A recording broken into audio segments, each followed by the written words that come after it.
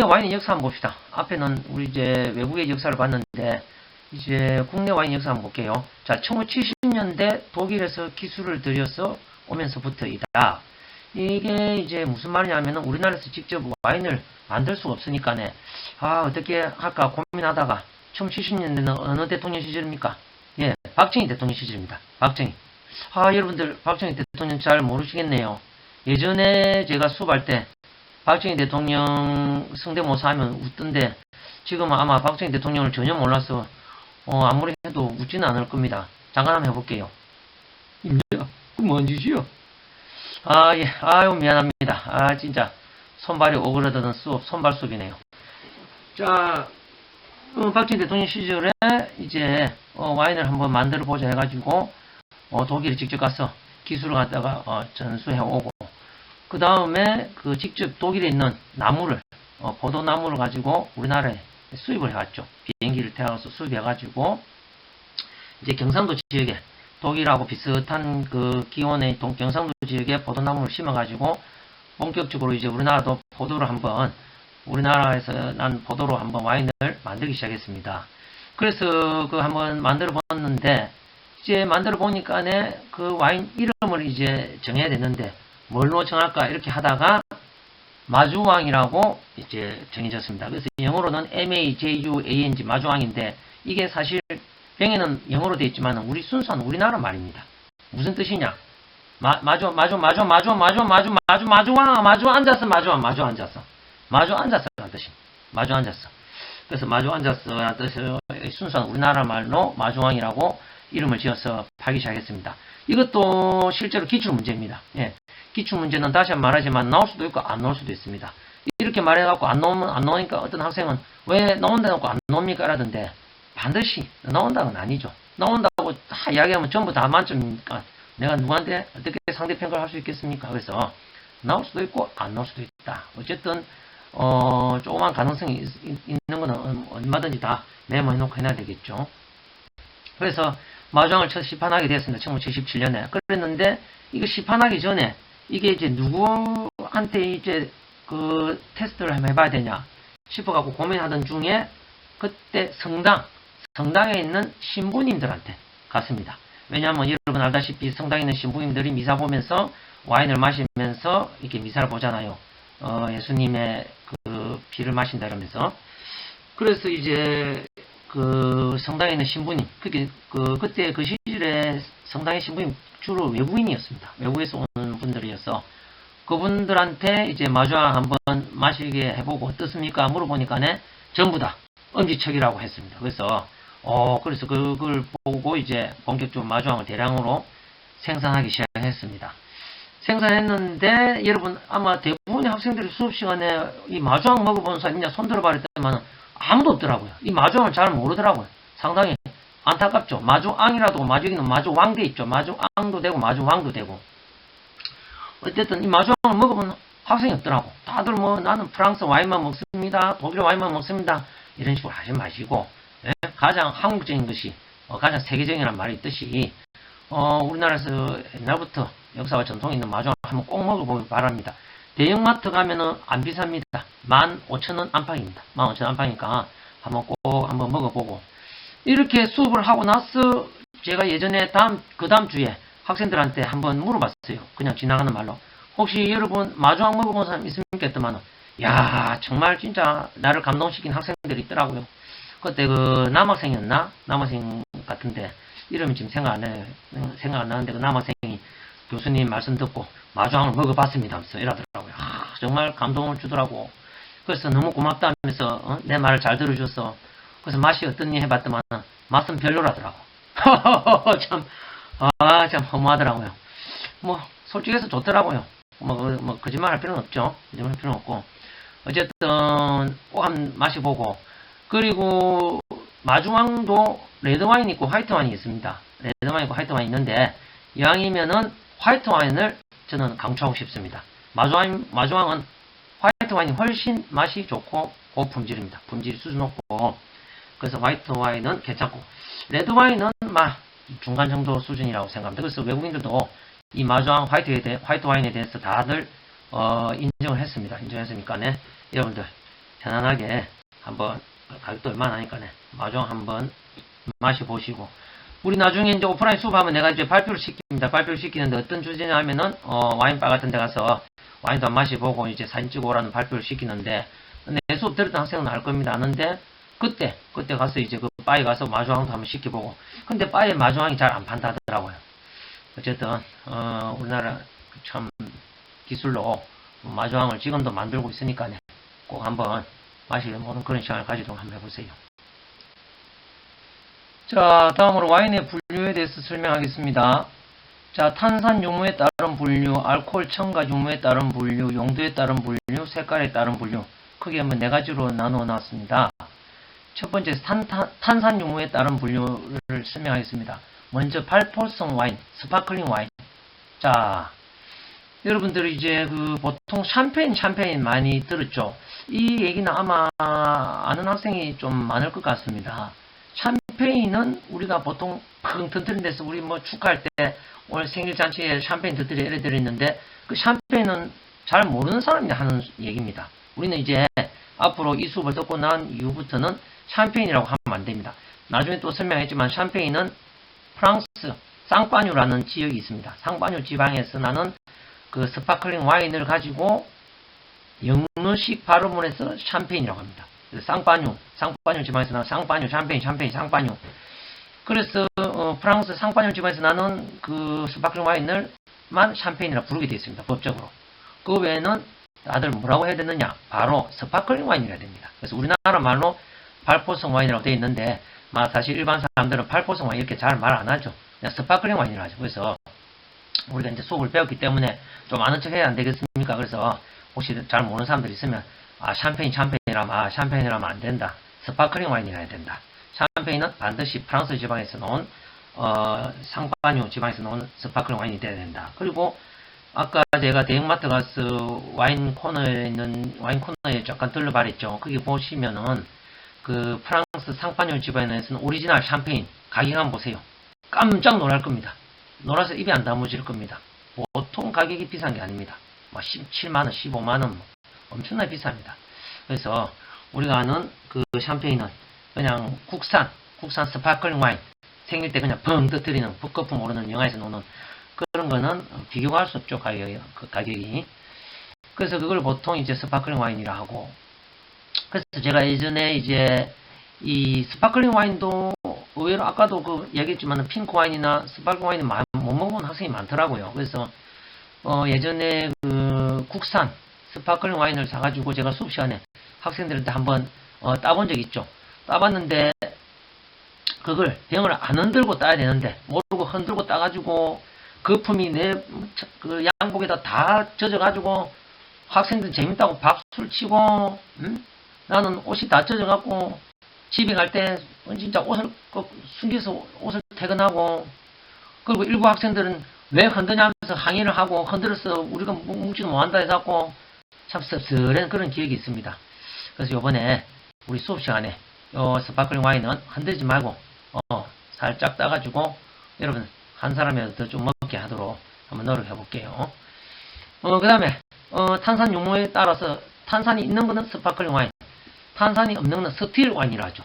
스틸 우리가 그대로 있는 그대로. 그래서 일반 우리가 식사하고 먹을 때 먹는 와인을 이제 스틸 와인이라고 합니다.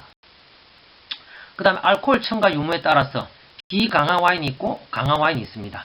그래서 앞에 주정이라고 빠져 있는데 주정, 우리 술 주정한단 말 들어봤죠? 주정, 술 주자 들어가서 술 알코올 성분을 이제 주정이라는데 주정 강화 와인 이렇게 말을 하기도 합니다. 주정을 생략해도 되고 비강화 와인 그러니까 보통 우리가 일반 그 스틸 와인 같은 게 있죠. 일반적으로 우리 그 파는 와인은 대부분 다 비강화 와인입니다. 알코올 도수가 높지 않다는 얘기죠. 보통 알코올이 한 10, 화이트 와인 같은 경우는 5도, 6도, 7도부터 시작해서 일반 레드 와인은 12도, 11도, 12도인데 요 강화 와인은 어떤 거냐? 알코올을 약간 좀 높인 거죠. 그래서 10한 7도, 8도, 20도 이렇게까지 올라가는 게 강화 와인입니다. 그리고 여기서 잠깐 중요한 사항을 언급할 테니까 집중하세요. 집중! 자, 비강화 와인에서 강화 와인을 만들기 위해서는 단순하게 이 알코올 알코올 성분을 넣느냐, 에틸 알코올을 넣느냐? 절대 아닙니다. 만약에 그랬다가는 와인의 맛도 변하고 성질이 변하기 때문에 와인의 품질이 급격히 나빠지죠. 그런데 어떤 걸 넣느냐? 이거 기출 문제입니다. 아주 중요한데 비강화 와인에서 강화 와인을 만들기 위해 나중에 책에도 또 나올 겁니다. 우리 나중에 이제 책으로도 또 수업할 때 그때 나오니까 너무 또 걱정하지 마시고, 강화 와인을 만들기 위해서는 바로 술을 넣는데 어떤 술을 넣느냐? 어떤 술을 넣겠습니까? 한번 맞춰보세요. 아무도 모르네요. 입에 꿀이 들어가 있는지 입을 벌리지를 못하네요. 왜 입을 딱 다물고 있습니까? 바로 술 중에서 뭐냐? 바로 브랜디를 넣습니다. 브랜디. 예, 왜냐하면은 이 브랜디는 정류주의 한 종류입니다. 정류주라는 말은 술을 정류해서 만들었습니다. 보통 알코올이 이제 높은 걸 말하죠. 이 브랜디는 약 40도입니다. 40도인데 왜 뭐 위스키도 있고 뭐 럼도 있고 보드카도 있고 진도 있고 많은데 왜 이 브랜디를 비강화 와인에다가 넣어서 강화 와인을 만드느냐? 바로 그 원인은 이 와인의 그 원료가 뭡니까? 와인을 뭐로 만듭니까?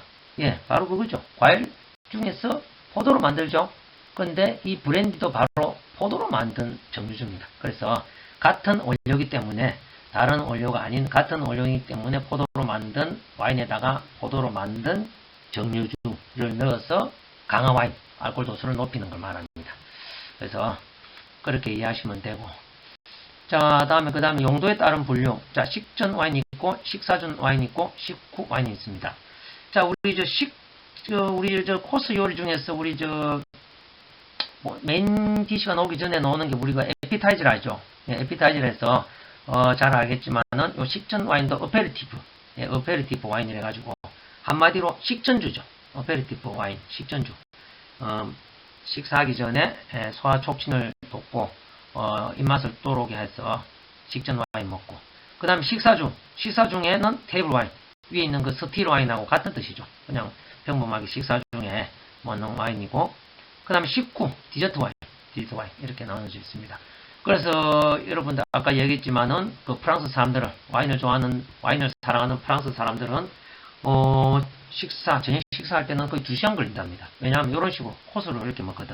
식전에 와인 좀 먹고 이야기하고, 그 다음에 또 식사하면서 또 와인 먹고 이야기하고 대화 나누고, 또 식후 하면서 또 와인 먹고. 그래서 우리나라하고는 정말 그 문화가 다르죠. 우리나라는 거의 저녁 먹어봤자 30분 내로 다 끝나고 후닥닥 가족들이 다 뿔뿔이 헤어지는데, 프랑스 사람들은 천천히 와인을 먹으면서 그런 이야기를 한다고 합니다. 자, 그 다음에 마지막으로 색깔에 따른 분류. 자, 레드 와인, 핑크 와인, 화이트 와인. 이건 말 그대로 레드 와인은 잘 아시고, 그 다음에 핑크 와인, 아까 말씀드렸듯이 색깔이 약간 핑크색입니다. 그래서 로즈 와인이라고도 하고 핑크 와인이라고 하는데, 이 핑크 와인 만드는 과정을 잠깐 설명하면 나중에 또 책에도 나옵니다만은, 그 화이트 와인 색깔이 흰색에서 처음에 이제 그 포도 껍질을 하고 넣어서 숙성을 시킵니다. 숙성을 시키다가 계속해서 레드 와인 될 때까지 계속해서 숙성을 시키면은 말 그대로 피같이 빨간 와인이 만들어지지만은 조금만 숙성하고 있다가 핑크색으로 살짝 빨갛게 변하는 과정에서 핑크색으로 변할 때 바로 포도 껍질 다 걸러내거든요. 그럼 핑크색에서 스톱이라. 그래서 이제 핑크 와인이 탄생되고, 그래서 이제 우리가 보통 이제 레드 와인은 붉은 육고기하고 어울리고 화이트 와인은 흰살 생선하고 어울린다는 말을 많이 들었죠. 근데 핑크 와인은 뭐하고 무슨 음식하고 잘 어울리냐? 요거는 말 그대로 아무거나 잘 어울립니다. 예, 붉은 고기나 생선이나 양방향으로. 예, 그래서 핑크 와인도 상당히 고급 와인에 속하고 맛도 좋고 상당히 판매도 잘 되지도 않고 있습니다. 그래서 다음에 그 대형마트 가보세요. 핑크 와인 있으면 한번 구경 다음에 해보시고, 핑크 와인 맛이 참 독특합니다. 자, 마지막 화이트 와인. 우리 수업 시간에 레드 와인, 화이트 와인 이렇게 같이 먹어보면 확실히 학생들이 레드 와인보다 화이트 와인에 손을 많이 들어주더라고요. 레드 와인은 뭔가 좀 텁텁하고 좀 끈적지근하다 해야 되나? 이러는데 화이트 와인은 쌈박하고 깔끔한 맛, 시원한 맛, 그런 맛 때문에 특히 우리 학생들이 화이트 와인을 상당히 좋아하더라고. 또 그리고 화이트 와인은 도수가 낮습니다. 보통 뭐 5도, 6도 이래 되니까 기분 좋게 마시고, 레드 와인은 10도 넘으니까 조금 독하다는 느낌을 들고, 그리고 수업 시간에 아무래도 또 술도 못 마시는 학생들이 많으니까 조금씩 이렇게 많이 안 마시려고 하죠. 안 마시려고 하는데, 자, 그래서 이제 우리 수업 시간에 한번 맛을 보면서 와인에 대해서 또 추가적으로 그때 또 따로 설명을 또 드릴게요. 그래서 만약에 이제 이 부분에 있어서 이제 제가 만약에 시험을 낸다면은 이거는 아무래도 객관식보다는 단답형 주관식으로 나올 가능성이 높겠죠. 예를 들어 뭐 탄산 유무에 따라서 두 가지 분류의 와인을 쓰시오 이러면 여러분들이 스파클링 와인, 스틸 와인 적을 수 있어야 되고, 알코올 첨가 유무에 따른 분류에서 두 가지 와인을 쓰시오 이러면은 비강화 와인, 강화 와인 두 가지를 쓸 수 있어야 되고, 색깔에 따른 분류 세 가지를 쓰시오 그러면은 레드, 핑크, 화이트 쓸 수 있어야 된다. 뭐 색깔에 따른 분류 이거 쓰라 하는 문제는 나오기 좀 힘들겠죠. 너무 쉬워서 이거는 진짜 보너스 문제 중에 보너스죠. 자, 그럼 와인의 분류는 이것으로 끝내고요. 자, 이제 여러분 세 번째 시간입니다. 자, 레드 와인의 품종을 먼저 보겠습니다. 자, 까베르네 쇼비뇽. 자, 원래 이 발음은 이런 식으로 하면 안 됩니다. 어떤 식으로 하느냐? 잘 듣고 한번 따라해 보세요. 까베르네 쇼비뇽. 까베르네 쇼비뇽. 자, 아주 잘 따라하네요. 그 포도 품종 중에서 가장 유명하고 가장 많이 쓰이는 품종이죠. 예, 이 레드 와인에 까베르네 쇼비뇽 하면 모릅니다. 모르면 안 됩니다. 여러분 어디 가서 뭐 저 레드 와인 한 잔 마시는 게 어때? 어떤 포도 품종이 좋아요? 라면 잘 모르면 그냥 까베르네 쇼비뇽 들으면 됩니다. 가장 흔하고 제일 많이 만들어지고 유명한 포도 품종이거든요. 우리 나중에 저 오프라인 수업 때 학교에서 이제 책을 보면서 제가 읽을 때 여러분들은 그 밑에 그 줄 꺼주면 되는데 제가 먼저 간단하게 읽어볼게요. 자, 레드 와인을 만드는 최고 포도 품종으로서 이 포도 품종은 포도송이가 작고 껍질이 단단하며 탄닌 함유량이 많기 때문에, 자, 여기서 탄닌은 다 알죠? 탄닌은 이제 어떤 맛이냐면 떨떠름한 맛. 우리가 이제 감이 들이익었을 때 먹으면 떨떠름한 맛 있죠? 그걸 탄닌이라는데, 이 탄닌 성분이 이제 그 포도 특히 그 껍질에 많이 있거든요. 우리 저 다음에 포도 먹을 때 한번 껍질까지 한번 쪽쪽 빨아 먹어보세요. 그러면 떨떠름한 맛이 나거든. 거기에 이제 영양분이 상당히 많고 건강에도 좋다 해서 와인이 몸에 좋다는 말도 나오고, 이 탄닌 성분을 좀 풍부하게 느낄 수 있기 때문에 좋은 포도 품종이죠. 까베르네 소비뇽이. 자, 보르도 레드 와인의 알코올 강도, 탄닌 등으로 인한 와인의 무게를 의미하는 바디. 나중에 또 자세히 설명해주면 이 바디, BODY 알죠? 우리 영어로 BODY 몸이라는데, 이 바디라는 뜻은 약간 그 묵직함이라는 뜻입니다. 그래서 포도 그 와인을 마실 때 약간 좀 그 맛이 좀 묵직하다, 그 무겁다는 느낌으로 느끼면 우리가 이제 풀바디라죠. 풀바디, FULL 하고 풀바디. 자, 그럼 좀 가볍다면 라이트 바디 이렇게 해서 바디감을 거의 많이 못 느끼는 건 뭡니까? 화이트 와인이죠. 바디감이라고 하면 안 되죠. 화이트 와인 마시면서 바디감이 어떠느니 뭐 탄닌 성분이 어떻게 이러면 큰일 납니다. 무식하다는 소리 들어요. 그래서 화이트 와인에는 탄닌 성분도 없고 바디감도 없습니다. 그냥 깔끔한 시원한 맛, 청량감이 많죠. 화이트 와인은. 자, 그래서 이 과일향 아로마를 제공한다. 까베르네 쇼비뇽으로 만든 와인은 특히 오크 통해서 숙성이 잘 되고 오랜 숙성 시간을 필요로 한다. 숙성이 잘 된 와인은 색상이 깊고 과일향이 좋으며 맛의 깊이가 있고 오랜 숙성 기간이 지나 때에 이르면 마신 후에 긴 맛과 입안을 맴도는 숙성된 와인의 알코올 속에 함축된 복합적인 향인 부케향을 많이 낸다. 우리 저 결혼식장에 가면은 신부가 던지는 꽃 있죠? 그걸 부케꽃이라 하잖아요. 왜 부케냐? 거기 꽃이 그냥 단순한 하나의 종류가 아니고 다양한 종류의 꽃입니다. 그래서 여기서 부케향이라는 뜻은 다양한 맛이 난다 이거죠. 향이 한 향이 아니고 여러 가지 복합적인 향이 나서 부케향이라 한다. 이러한 특징을 가지고 있는 게 까베르네 쇼비뇽인데, 시험에는 어떤 식으로 내냐면은 이런 식으로 내죠. 다음 중 까베르네 쇼비뇽에 대한 특징이 아닌 것을 고르시오. 또는 반대로 이러한 특징을 적어놓고 이에 해당하는 포도 품종을 고르시오. 주로 뭐 객관식으로 많이 내겠죠. 여러분들 뭐 객관식으로 상당히 부담 없어 좋아하니까 여러분들 취향대로 나는 또 학생 편의주의의 또 교수 아닙니까? 자, 그런 식으로 시험 내고 하여튼 이 내용은 지금 내가 읽은 내용은 너무 걱정하지 말고 책에 있으니까 나중에 우리 또 만나서 책에 어디에 몇 페이지 몇 줄에 있으니까 하면서 쭉 끄면서 다시 한번 우리 복습한 시간을 가지도록 하고요. 그럼 두 번째, 자, 피노누아. 자, 부르고뉴산 레드와인과 상파뉴 지역의 고급 샴페인에 사용되는 포도로서 부르고뉴 와인의 주 품종을 이루고 있다. 자, 나중에 또 수업 시간에 이야기하겠지만은 그 프랑스에서 가장 유명한 그 와인 생산 지역을 쓰시오. 이러면은 시험에 되게 나온 적이 있습니다. 근데 뭘 적어야 되느냐? 바로 보르도입니다. 보르도. 보르도 와인 한번 모르면 안 됩니다. 보르도가 굉장히 넓은 지역에 포도를 상당히 많이 생산하고 유명한 생산 지역이거든요. 그리고 보르도가 제일 유명하고 그 다음에 두 번째로 유명한 게 방금 말한 부르고뉴입니다. 그래서 보르도가 부르고뉴 쌍벽을 이루고 있죠. 꼭 하나 따지라 하면 보르도가 더 유명하고 그 다음에 부르고뉴 넘버 2죠. 그래서 이 부르고뉴 와인의 품종을 이루고 있는 게 무슨 포도 품종이냐? 바로 피노누아다. 자, 그렇게 알면 되고 그 다음에 세 번째 메를로 한번 봅시다.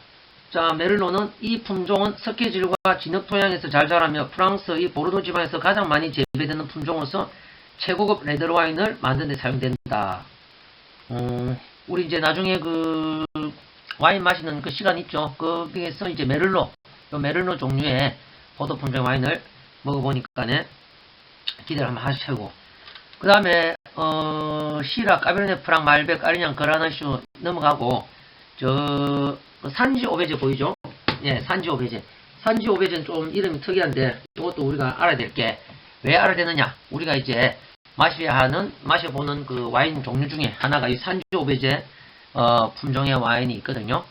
자, 간단히 한번 읽어볼게요. 이탈리아 와인을 대표하는 토스카나산 끼안티에 주로 사용되는 품종으로서 산도가 풍부하고 산도 약간 새콤한 맛이 나는 성분을 말하죠. 체리향과 자두향이 강한 와인을 만든다. 그래서 나중에 마셔보면서 진짜 자두향이 나는지 체리향이 나는지 한번 음미를 해봅시다. 그리고 이제 우리가 이제 마셔야 할 그 와인은 이탈리아 끼안티 와인이거든. 이탈리아 하면 또 끼안티 와인. 우리나라 하면 마조왕 와인이 유명하듯이 이탈리아 하면 또 끼안티 와인이 굉장히 유명합니다. 그 끼안티 와인이 준비되어 있으니까네.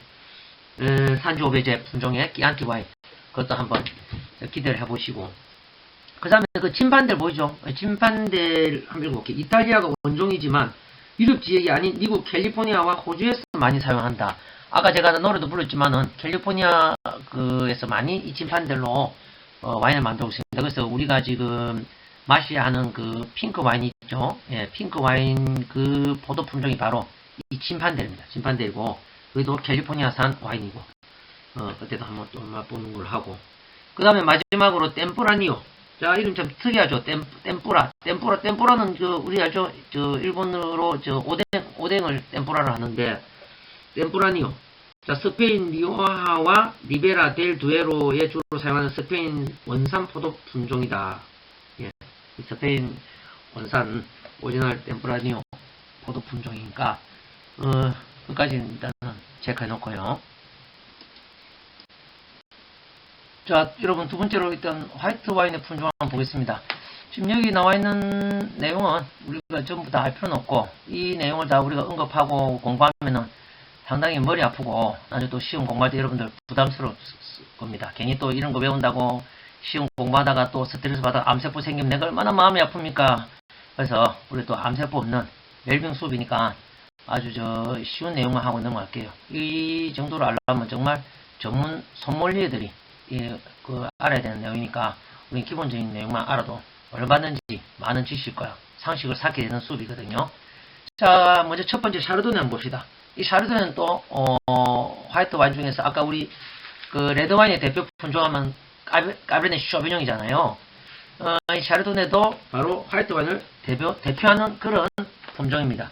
자, 책에 있는 내용을 잠깐 읽어볼게요. 가장 일반적이고 대표적인 드라이한 화이트 와인의 양조용 품종으로서 조금 두꺼운 청색 껍질의 포도 품종이다. 부르고뉴에서는 아까 부르고뉴 설명했죠. 부르고뉴에서는 샤르도네 와인의 제조용과 상파뉴는 우리 샴페인 만드는 지역이죠. 상파뉴 지역에서는 주로 샴페인의 제조에 사용된다.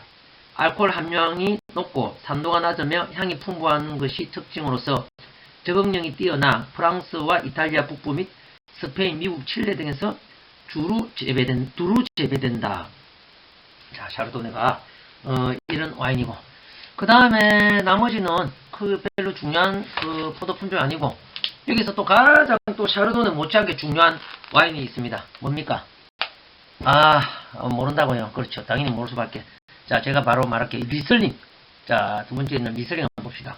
자, 일단 먼저 읽어볼게요. 세계적으로 좋은 화이트 와인의 양조에 사용되는 포도 품종으로서 독일이 원산지인데, 독일뿐만 아니라 프랑스의 알자스 및 기타 여러 나라에서 이 포도로 와인을 생산한다. 이 포도는 추위에 강하며 과피가 얇고 풍부한 미네랄과 알코올 함량이 낮으며 강한 산도와 과일 향으로 드라이한 맛에서 스위트한 맛의 와인 제조가 가능하다. 상큼한 맛으로 인해 여성들이 좋아하며 야채나 생선뿐만 아니라 닭 요리와도 어울린다.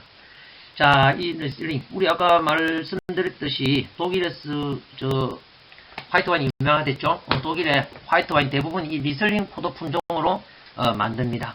여기서 하나 더 우리가 짚고 넘어야 할 게, 아까 우리나라의 그 역사와 전통인 그 마주왕 있죠. 마주왕이 바로 이 리슬링으로 만들었습니다. 네, 리슬링 포도 품종이니까 그것도 같이 한번 알아 놓으시고요.